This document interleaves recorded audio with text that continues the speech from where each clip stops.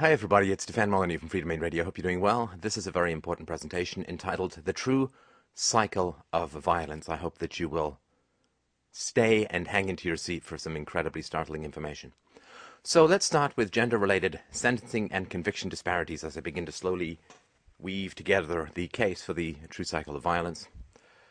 So there are 13 times as many men as women in U.S. prisons, and so some examples are of all offenders convicted in the U.S. district courts in 2003. 82.8% of the men were sentenced to prison, but only 57.5% of the women. Among offenders convicted of violent crimes, 95% of the males, but only 76.4% of the females were incarcerated. For these offenses, the average sentence for men was 90.7 months, but for women, only 42.5 months. In Cook County, Illinois, 28.3% of the females and 63.9% of the males were sentenced to prison. In Jackson County, Kansas City, and it was 16% females, 45% males were sent to prison. Dade County, Florida, were 60.2% females and 69.2% males. So it's quite important.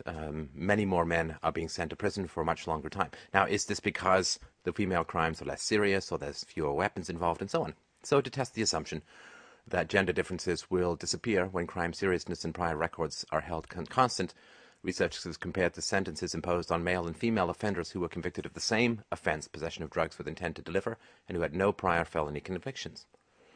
Males were still twice as likely as females to be sentenced to prison. 33.6% of the males were incarcerated, but only 17.4% of the females. The mean prison sentence for men, 48.6, was slightly longer than the mean sentence for women, 45 months. Gender was statistically a significant predictor of the decision to incarcerate or not. Judges were 2.5 times more likely to sentence male offenders to prison than to sentence female offenders to prison, even when holding legally relevant factors constant. This is very important stuff. This is how subjective and arbitrary government justice is. Females charged with violent crimes were more likely than males charged with violent crimes to have all the charges against them dismissed. Females convicted of violent crimes were also less likely to be incarcerated and received shorter prison sentences than their male counterparts. And also, it's not just sexism against men, but it's also racism. So further analysis reveals an interaction between race and gender. So white females, but not black females, were more likely than males of either race to have their charges dismissed. And black females were sentenced to less harshly than either black males or white males. In Chicago, the estimated probability of incarceration for a typical offender was 48% for white men, but only 18% for white women. It was 55% for black men and 32% for black women. In Kansas City, the probabilities range from 7% white females to 10% black females to 20% black males and white males. So what's that? Almost 3 times more white males are being sent to prison for the same crimes than white females.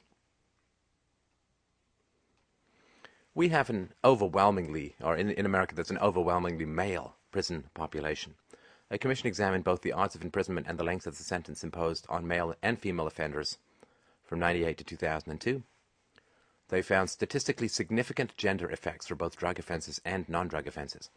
For each of the 5 years examined, male offenders were twice as likely as female offenders to be sentenced to prison, and their sentences were 25 to 30% longer than those imposed on female offenders. 93% of the prison population is male. So what happens, of course, is that there's this perception that the cycle of violence for many people in society comes through the men. Men are aggressive, men are testosterone-driven, men are violent, men are aggressive, and this is why we end up with this cycle of violence that, husbands beat wives, husbands beat children, and then children grow up to be aggressive, and boyfriends beat girlfriends. It's all sort of seen as coming from men. But of course, if you have significantly higher chances of going to prison for longer, if you're a man, this is not the cause, but the result of some other prejudice, some other form of sexism. Let's look at the death penalty. The authors of a study found the gender of the victim was a statistically significant predictor of the death penalty decisions in Georgia. even after controlling for crime seriousness, the offender's prior record, and other legally relevant factors. Offenders convicted of crimes against females were more than 2.5 times more likely to be sentenced to death than offenders convicted of crimes against males. You see, because men are the disposable sex. We are like toy soldiers to be thrown into whatever fire the current rulers have in their sights. Women must always be protected, women and children first, and so on. Although offenders who killed black males faced lower odds of death sentence than did offenders who killed black females, white males and white females, the differences were particularly pronounced for those who killed white females. Offenders convicted of murdering white females were more than 14 times more likely to be sentenced to death than were offenders convicted of murdering black males. I guess we have a ratio then. A white female is worth 14 black males in the justice system, which government justice kind of antonyms. There's other areas in which the law is biased for women and against men. Let's take an example, female statutory rape in the teaching profession. In January 2002, Pamela Dale Moore, a 43-year-old teacher from Lyndhurst, New Jersey, pled guilty to sexual assault for having had sexual relations with a 13-year-old male student. I think that's actually just closer to pedophilia. Under New Jersey law, sexual assault is a second-degree felony punishable by up to 10 years in prison. As part of the plea arrangement, the prosecutor assigned to the case agreed to treat the crime as a third-degree felony and to recommend a minimum sentence of 3 years in prison. At the sentencing hearing, the court judge Bruce Gato instead sentenced the teacher to 5 years probation. In 2004, Deborah LaFave, a teacher at Greco Middle School in Temple Terrace, Florida, was arrested and charged with 2 counts of lewd and lascivious battery for having had sexual relations with a 14-year-old male student at her school. A year later, LaFave pled guilty and was sentenced to 3 years of house arrest, followed by 7 years of probation. She could have faced up to 15 years in prison for each count. I mean, all you ever hear about is molesting priests, but your children are many, many, many more times likely to be molested by a government public school teacher than by a priest, but that doesn't fit the left's agenda. In July 2008, Michelle Morano was sentenced to 3 years probation after she pled guilty to having had sex with a 17-year-old male special education student. Yeah. The prosecutor in the case had asked the judge to sentence her to a year in jail, but the judge imposed a more lenient sentence, noting that there is a difference between justice and vengeance. These cases and others like them have led some commentators to argue that there's a double standard for female teachers who have sex with students. I think one of those would be David Lee Roth. As Susan Estridge, a law professor at the University of Southern California, has noted, quote, "There is no question that there is a double standard in sex abuse cases, and nowhere is it more apparent than in what seems to be the growing number of teacher sex cases." Let's compare this with a male Hudson County prep math teacher received a 9-year prison sentence after pleading guilty in 2011 to charges stemming from a relationship with a 16-year-old girl. Now, let us enter the exciting world of rape allegations. We will deal with rape in a moment. So, rape allegations are when a woman accuses a man of rape and then recants or is disproven by circumstances or witnesses or whatever it is. And these are wildly estimating figures. Feminists put it at 2%. Some people put it as high as 40 or 50% of rape allegations are proven false or recanted or withdrawn by the woman. Nobody knows, right? So I'll give you the spread of numbers, and you can, of course, do further research. All the sources will be in the low bar.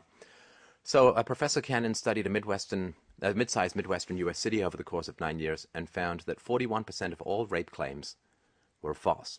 In other words, a woman had accused a man of rape, and then it turned out that this was false. These were false allegations. He also studied the police records of 2 unnamed large state universities and found that in 3 years, 50% of the rapes reported to campus police were determined to be false without the use of polygraphs. In other words, it wasn't that there was a polygraph which then, quote, proves that it's false. Polygraphs are not perfect, but these were determined to be false through cross-examination, through recanting, and so on. A landmark Air Force study in 1985 studied 556 rape allegations. It found that 27% of the accusers recanted, and an independent evaluation revealed a false accusation rate of 60%. Now, a woman may have been raped and recant for other reasons, career reasons, pressure reasons, and so on. So a recantation doesn't necessarily... But here we're in the realm of who knows, right? All we can do is go with the numbers and the facts. You can make up anything you want if you go into the realm of supposition. Now, if you compare this, a group of American, British, Canadian, and New Zealand studies that converge around a rate of 8 to 10% for false reports of rape. So low is 8 to 10%, high is 40 to 50%. The FBI has compiled statistics to show that women lie far more often about rape than other crimes. It is therefore erroneous to assert that only a small or insignificant percentage of rape claims are false, because no one can make that assertion with any degree of certainty, and all the available evidence suggests that it is wrong to imagine that it is a low percentage. This is astonishingly brutal, of course, on the man. If you are accused of rape, of course your life is going to be quite messy, ugly, and expensive for many years, and even if the woman recants, or even if the charges are withdrawn, the stain so often still sticks. And this is brutal. And what punishment do... What was it? The woman who accused the Duke Lacrosse students of rape. It turned out that the allegations were completely false. She went on to do arson, burglary, and eventually she killed someone and is now in prison. That person could have been alive if she had been punished for the false rape allegations, which would be the case. I mean, if you would accuse someone of rape and then it turned out that you had lied, you should get the sentence that they would have gotten if it had been true. Of course, right? But this never happens. So, who is raped more, men or women? Most people would say, of course, that women are raped more, and it would be odd to even ask the question. However, this is not the case. So in 2008, there were 216 victims, not instances, but victims, and most of these victims would have been raped, or many of them would have been raped multiple times in a single year. There were almost 250,000 victims of rape in U.S. prisons. Prison rape accounts for the majority of all rapes in the U.S. The U.S. is the first country in the history of the world to count more rapes for men than for women. So, who is raped more, men or women? Why, men are raped more. Now, before you jump into your moral high horse and say, well, you see, but they're in prison and therefore they're bad people and guilty and so on, are you going to blame the victims or people who are put in prison? Well, the U.S. federal prison population has risen almost 800% since 1980. Only 8% of them are held for violent crimes. Right, so in a fair, common law, just society, you wouldn't be thrown in jail for things like prostitution or gambling or drug use or drug selling, because these things are all non-violent crimes where there's no complainant other than the state. So, and how many of these violent crimes are related to the drug war, which is related to the profits and the illegality of drugs fueled by the drug war and so on. And before you jump to the conclusion that people who are in jail because they're guilty, you might want to remember that more than 90% of criminal cases are never tried before a jury. Most people who are charged forfeit their constitutional rights and plead guilty. Why do they plead guilty? Why? Because the truth is that government officials have deliberately engineered the system to assure that the jury trial system established by the Constitution is seldom used. Says Timothy Lynch, director of the Criminal Justice Project at the Cato Institute. The system is rigged. So the men who are getting raped in prison, I would argue that the vast majority are there who not guilty of any moral crime, only there as a result of pleading their way out of imaginary crimes made up by the state. All of this started in the 70s. The Supreme Court ruled in 1978 that threatening someone with life imprisonment for a minor crime in an effort to induce him to forfeit a jury trial did not violate his Sixth Amendment right to trial. This is really... The criminal justice system is just insane in the United States. Most people are simply threatened with outlandish sentences, and they just plead down to something lesser because they simply will not take the risk, expense, and stress of a trial by jury, knowing that, or at least they're told that, the judge is going to hand them an even harsher sentence if they're found guilty after a trial. So threatening someone with life imprisonment for a minor crime does not violate their right to a trial.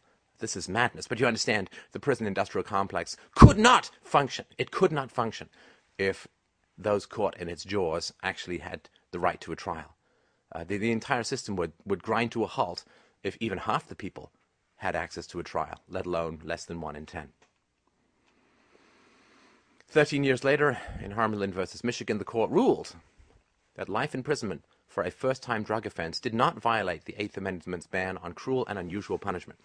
So you see a lifetime of being raped while incarcerated for selling someone some weed does not violate a ban on cruel and unusual punishment. And people ask me, I'm an anarchist, right? People ask me, well, how would justice possibly be served without the government? It's because they watch more TV than reality. Let's just take one example. Irma Faye Stewart, a single African-American mother of two who was arrested at age 30 in a drug sweep in Texas. In jail, she had no one to take care of her two young children. She freaked out. Though she maintained her innocence, her court-appointed lawyer told her to plead guilty, since the prosecutor offered probation. Ms. Stewart spent a month in jail and then relented to a plea. She was sentenced to 10 years probation and ordered to pay a $1,000 fine. So then the real punishment begins. She's saddled with a felony record, can't get a job, she's destitute, she can't get food stamps, she's evicted from her public housing, and once they were homeless, her kids were taken away from her and placed in foster care, and so she lost everything. And this is what we call justice.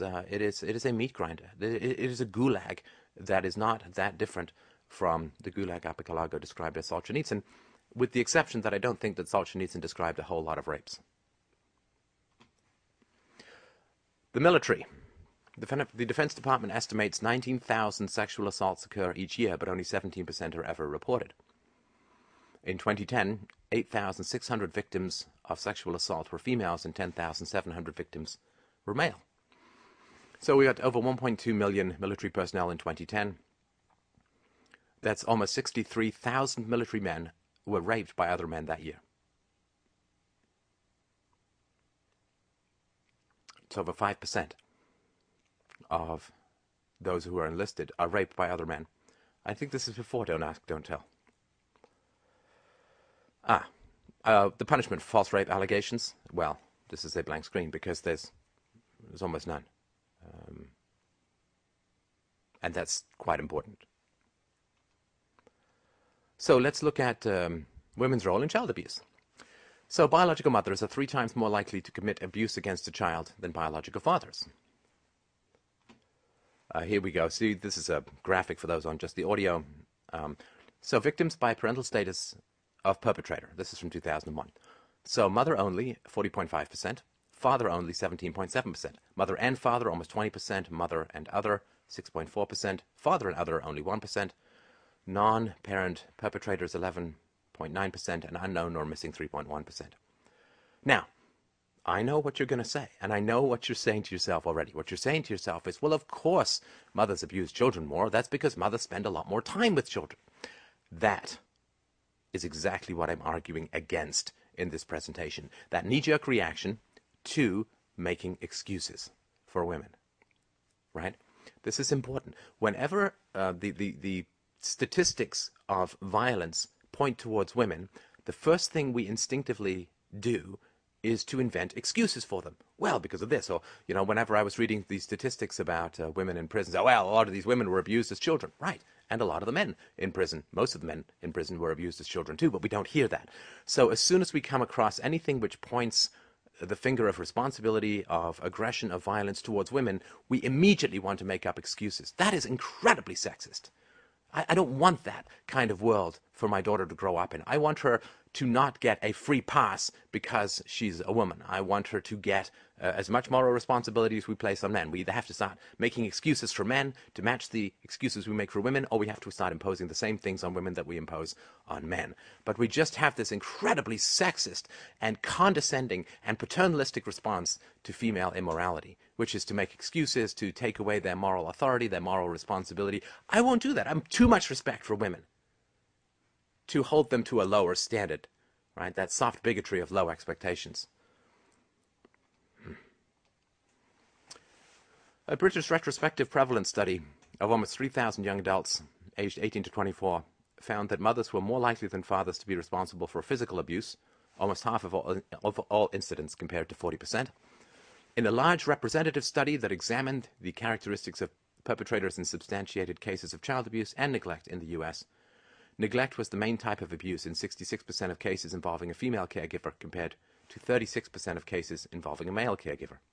Right, so almost twice as likely to neglect, which in many ways is the worst abuse. In a study comparing male and female perpetrated child sexual abuse using data from the 98 Canadian Incidents Study of Reported Child Abuse and Neglect, 10.7% of child sexual abuse incidents were found to be perpetrated by females. Female perpetrators of child sexual abuse could be much higher, as many cases go underreported, to say the least. Approximately 40% of child victims were maltreated by their mothers, just the mothers acting alone. Another 18.3% were maltreated by their fathers acting alone. 17.3% were abused by both parents.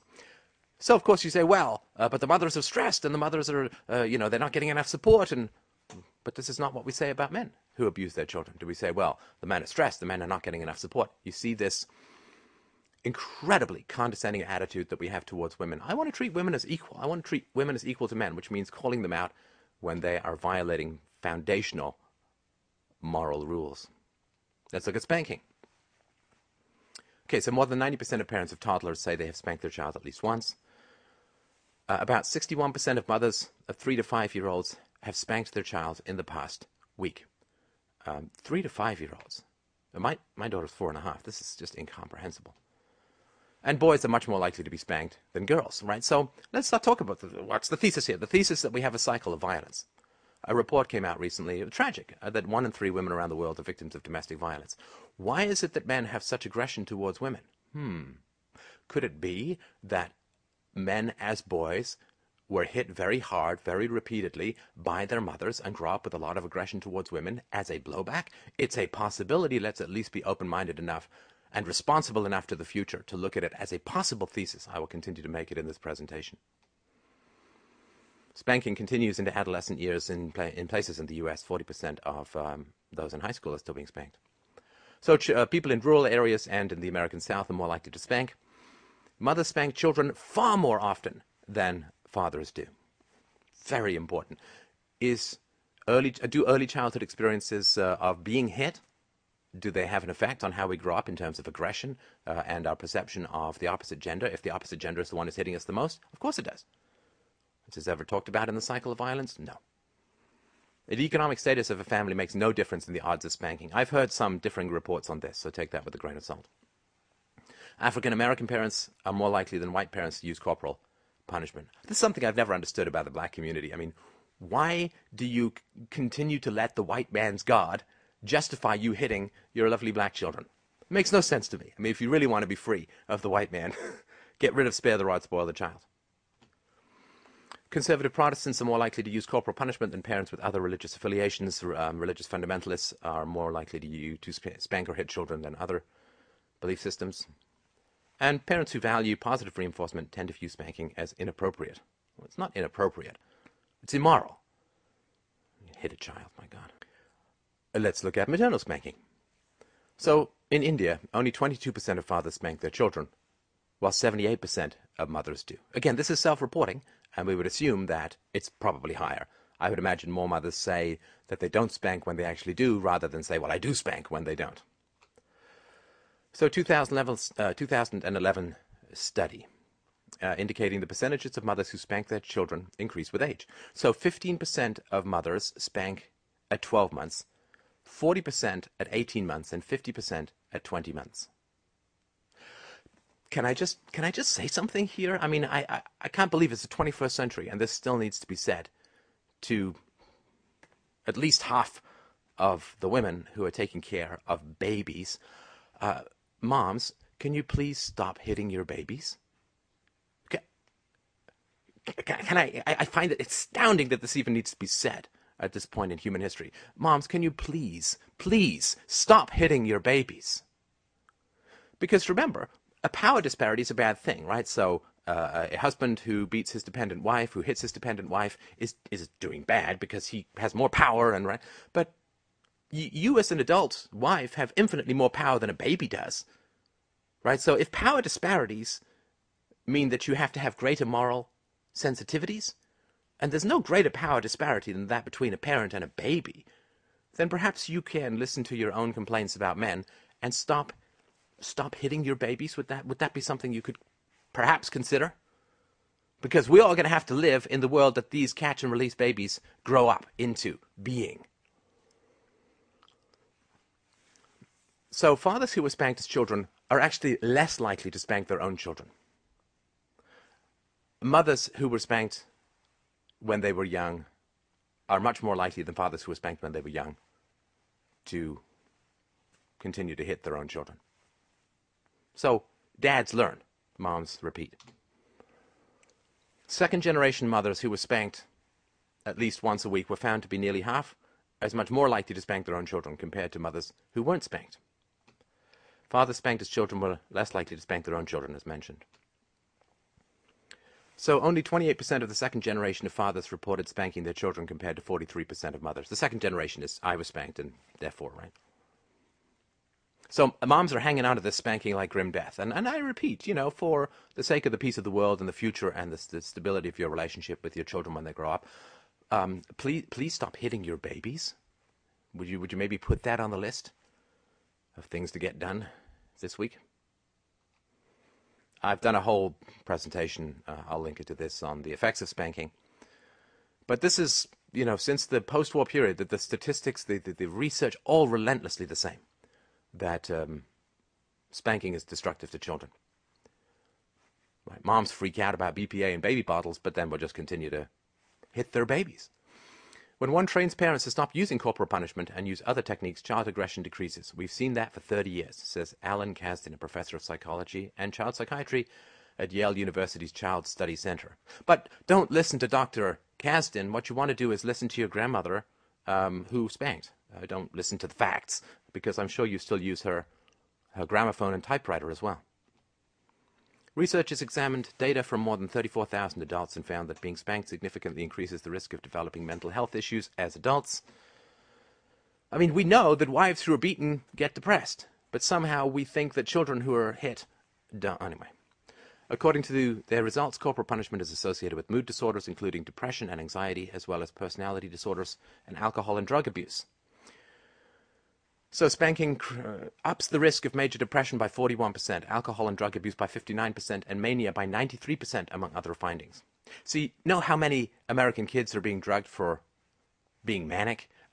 Well, it's many more boys. Do boys get hit more than girls? Yes. Is there a relationship to this? Of course it is. If you hit your boys, they're going to grow up kind of manic, and then you get to add drugs into their system which cause permanent brain damage, suicidality, homicidal rages, lassitude, torpor, weight gain.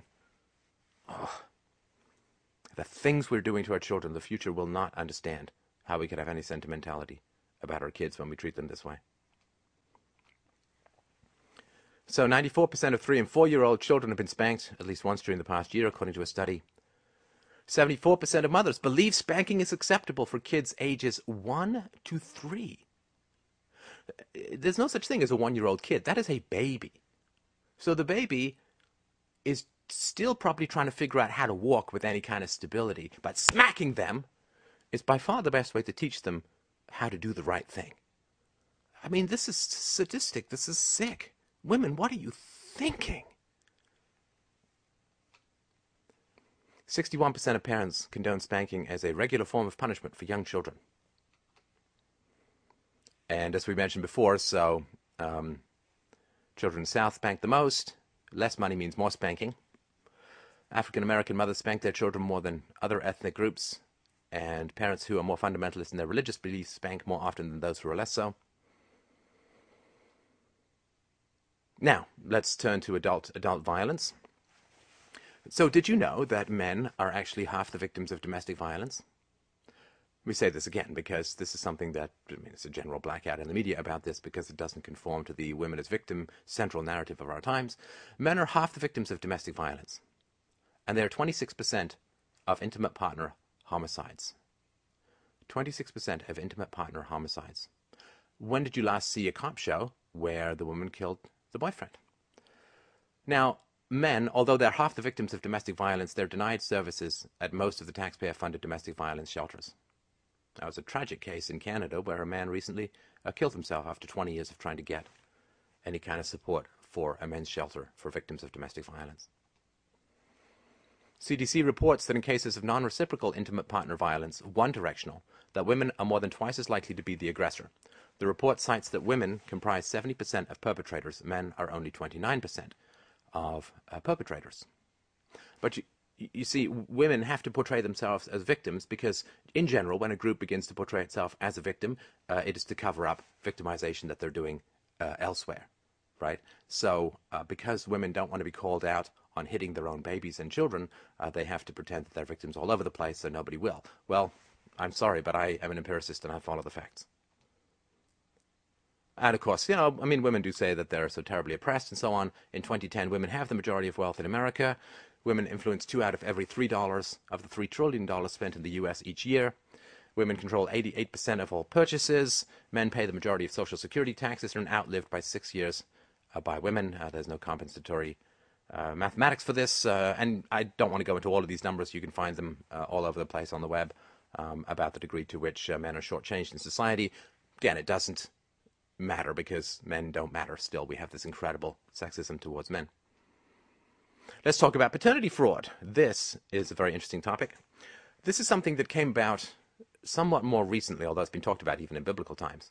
So geneticists have stumbled upon this phenomenon in the course of conducting large population studies and hunting for genes that cause diseases such as cystic fibrosis. So in cystic fibrosis, both parents need to have a particular gene. And so if a child is born with cystic fibrosis and the mother is tested positive, if the father tests negative, that means that the father is not the father, right? I mean, the in-house father is not the biological father. So geneticists have found full siblings to be half-siblings, fathers who are genetic strangers to more than one of their children, and uncles who are much closer to their nieces and nephews than anyone might guess. And these are lumped under the heading of pedigree errors. These are mispaternities, false paternities, and non-paternities are all science jargon for the unwitting number of us who are chips off someone else's block. In the research world, when scientists come across a father in a mismatched family, they toss their sample. If pedigree errors are not caught, they can wreak statistical havoc with a study. So people have made careers designing software just to catch the number of children who are passed off as some guy's child by the mom who isn't in fact that, right? It's important if you're doing statistical studies of the prevalence of genetic diseases to find out whose genes they actually are. And people are coming across some pretty shocking numbers. So some peg the range at 5 to 10%. So 5 to 10% of us are being told that someone is our father when that person is not in fact our father. Others, such as Jeanette Papp of the University of California at Los Angeles, feel that 15% is reasonable for the Western world. So 15% of us are being passed off as someone's this is son and daughter of some guy. It's not that guy. So about 1 in 10 children are not fathered by the man who appears on their birth certificate. According to a recent study in New Hampshire, as many as 30% of those paying child support are not the biological fathers of the children being supported. 1 in 25 children are conceived with more than one man's sperm in the mother. In fact, the design of the penis has been suggested as being designed to scoop out other men's sperm and deposit your own in the mom. Classy. The American Association of Blood Banks reports that 30% of men who suspect they are not biological fathers are right.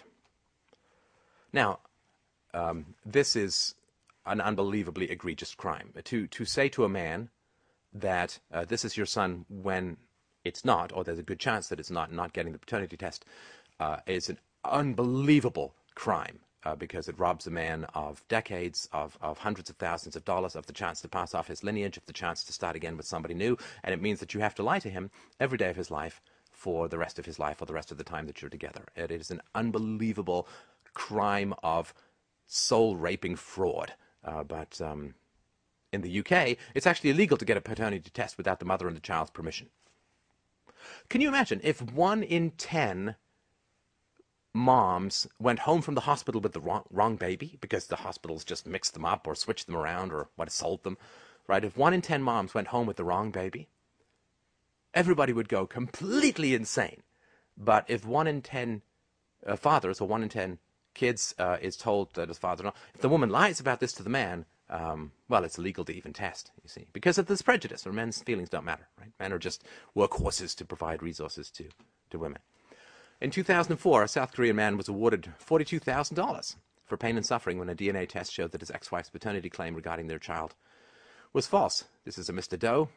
It's not a pseudonym, actually, that's a Korean name, I guess, who had married a Miss Doe based on her paternity claim, right? So she went to him and said, this is your child. So he started a lawsuit against the hospital for switching his child at birth because he couldn't imagine that the woman would lie about something so astonishingly important. but then she confessed to having been pregnant with another man's baby. Some of the reasons are, a woman finds she's dating a lot of guys. She finds out she's pregnant. She basically picks the richest guy and says, "This is your baby." Or lots of other reasons too, but. A British survey conducted between 1988 and 1996 confirmed the 10% figure. This seems high to skeptics such as Dalhousie University geneticist Paul Newman, although, love your salad dressing, although even he admitted that my colleague, who's a woman, tells me women have no trouble believing it. It's the men who can't believe this amount of lying about paternity. Bernard Dixon, a specialist in health, law and policy at the University of Toronto, said that in another British example, the non-paternity rate was 3 times that, 30%. So here's an example. In the early 1970s, a school teacher in southern England assigned a class science project. So the students were supposed to find out the blood types of their parents, and they used that information to deduce their own blood types, because a gene from each parent determines your blood type. And in most instances, only a certain number of combinations are possible. Instead, 30% of the students discovered that their dads were not their biological fathers. In other words, that the mothers had lied to the fathers about paternity. So between 30 and 50% of women cheat on their partners, says Dr. Lipton, a psychiatrist with the Swedish Medical Center in Washington. He wrote The Myth of Monogamy. She wrote The Myth of Monogamy with her husband, David Barash. And what is the law here? Well, a large majority of states in the US, 38 in total, still have laws on the books that require a man to pay child support, even with DNA evidence showing he is not the father, right? Because men's feelings don't matter. And the fact that a man might actually want a biological child and not pay money to a woman who lied to him and had affairs and slept with other men and then passed off a child as his, it doesn't matter. The man's feelings don't matter because he's just a workhorse. He's a resource provider. Like you don't ask the coal if it wants to be pulled out of the ground. You don't ask the man whether he wants to pay child support for a child that's not biologically his. This is an old tradition, right? So in the past, why is marriage an important institution? Because men can't be sure of paternity. So the man gives massive amounts of resources to raise his children, and the monogamy of the marriage contract is the way that the man can determine that the child, like all women know, Strindberg wrote about this years ago, all women know that the child is theirs, right? But men don't know. And the whole point of the marriage contract was that if you're married to a woman, those are your kids. That's the whole point of the monogamy thing, right? So there's an English common law doctrine that a married man is always legally presumed to be the father of a child born of the marriage. Now, this, of course, is before you could get paternity tests. Now you can get paternity tests. We don't need this box, right?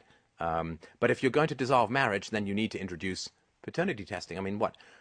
When babies are born, they already test them for like 40 various things. Why not spend the $40 in tests for the genetic reality of the father? I mean, why not? It's important. It's important. It's not just important emotionally. It's important medically. To know who your actual father is quite important, because you may be looking at the family history of somebody who's not actually genetically related to you. Quite important. Well, why won't they throw this test in? Because men's feelings don't matter. So Dr. Lipton said the moral transgression of infidelity cannot compare with the deception of lying about paternity. She thinks paternity fraud should be considered a crime of the highest order. Reproductive deception is morally similar to rape, Dr. Lipton said. If you trick someone into raising a baby not his own and he puts 20 years of his life into an endeavor based on a falsehood, that is appalling. It is. It's completely appalling. How many women go to jail for paternity fraud? 0. I mean, can't even... It's actually illegal, in England at least, but nobody's ever been prosecuted for it. And lying, right? So we're just talking about ethical issues that, I mean, the whole media focuses on the ethical issues of men, which is fine. We're just focusing on some of the ethical issues of women, which I think is important. 19 out of 20 women admit lying to their partners or husbands. A survey on attitudes to truth in relationships has found. 83% owned up to telling big, life-changing lies, with 13% saying they did so frequently. Half of women said that if they became pregnant by another man but wanted to stay with their partner, they would lie about the baby's real father. Ladies, I invite you to up your game just a little bit. 42% would lie about contraception in order to get pregnant, no matter the wishes of their partner, which is to enslave a man financially and legally for 2 decades or so. An alarming 31% said they would not tell a future partner if they had a sexual disease. This rises to 65% among single women. Gentlemen, it really matters where you put your dick. So 98% of teachers in pre-K and K programs are women. Among full-time and part-time public school teachers in 07 to 08, over 3/4 of them were female. So it's only a quarter of U.S. teachers are men, and they're heavily concentrated in the upper grades. Current statistics show that about 1/4 of all classroom teachers are male, and that the proportion plummets to approximately 10% in the elementary grades, right? So it really thins out as the children are younger. So 8% of teachers in Hamilton's Canada's 44 elementary schools are men. So where's the patriarchy, right? Almost 90% of all single-parent families are headed by women. Women get custody of the children in the vast majority of cases. Now, many female teachers, according to researchers, have a pretty low tolerance for boys, who are more active and like competition, according to psychologist Michael Thompson, co-author of the 2000 book, Raising Cain. So he said, it's very hard to change the suspicion of men who are going to elementary education when there are so few of them, he said. Schools ask me to talk to men on their faculty, and when I sit with them behind closed doors, they say the moms look at them like potential pedophiles, like, why do you want to work with children? Oh, can you imagine that? Imagine moms sitting down with the principals and saying, you know, I really don't want a black man teaching my children because black men, a lot of them are pedophiles. I mean, that would just be astonishing racism. No. See, Jews can't be kindergarten teachers because Jews are very grabby of children's genitals. I mean, that would be incredible anti-Semitism. But it's men, so it doesn't matter, right? So, this is some of the female culture that is inflicted upon boys, right? The boys are growing up, single mom households, daycare workers are almost all women. And I mean, I worked in a daycare when I was a teenager, and I was just swarmed by daddy-hungry kids. And I mean, actually, I've really enjoyed it. I think it did some real good. But I was like the only male in the whole place. And so there's a female culture when you grow up in a single mom household, and and when you're a single mom household, you're around a lot of other single moms, right? Because a lot of married couples don't want single moms around because the married women are concerned that the single moms are going to start preying on or having affairs with their husbands. For want, and just a lack of, usually there's income disparities and responsibility disparities and maturity disparities between married couples and single moms or single dads. So there's not a lot of mixing. So when you grow up in a single mom household, your friends all come from single mom households for the most part. At least that was certainly my experience. So it's not like there are any male role models around. You end up in this pink ghetto. So for a researcher, she said, when I discovered 3 times as many boys as girls in my Head Start program were labeled with some kind of disability, I conducted a small action research project to determine reasons for this imbalance. He said, I discovered that many of our boys played on the floor, loved active games and activities, preferred the block area and the woodwork area, and tended to be rather noisy. However, most of the teachers, female teachers, preferred tabletop activities, art, and reading to the children. I also discovered that newly purchased woodwork tables were being used as teachers' desks and stands for fish aquariums. Kay Sanders, a researcher, recollects that most of the teachers she observed played in the housekeeping area, primarily with girls, and were usually involved in typical housekeeping themes, not that gripping for boys. So just think of your average boy, right? Born to a woman, nurses all around when he's a baby. Most of the people who come around are women. Single mom household, lots of women. He gets put in daycare, women. Kindergarten, women everywhere. Women are always in positions of authority, always in positions of power. He goes through his school, and maybe he starts to see a male teacher or two by the time he's 10, 11, or 12. The first decade of his life is almost entirely ruled by women. And then women say, well, we're mere victims of the world. What do you mean we might be contributing to how the world is? Sorry. I mean, again, facts are facts. Percentage of married couples, families with stay-at-home mothers or fathers. This is from the U.S. It's creeping up very slowly, but you can see it's mostly stay-at-home moms. Stay-at-home dads are very, very much in the minority. I'd be one, but I think that makes 2. So for huge numbers of children, a massive absence of male role models. One of the major problems we have in the world is the diminishment of empathy and the rise of sociopathy. I mean, this is one of the main reasons the world is just getting worse and worse. Let's go through some facts. A study conducted by Dr. Kyle D. Pruitt found that infants between 7 and 30 months respond more favorably to being picked up by their fathers. Pruitt also found that a father's parenting style is beneficial for a child's physical, cognitive, emotional, and behavioral development. Mothers reassure toddlers when they become frustrated, while fathers encourage them to manage their frustration. That's true, for me at least.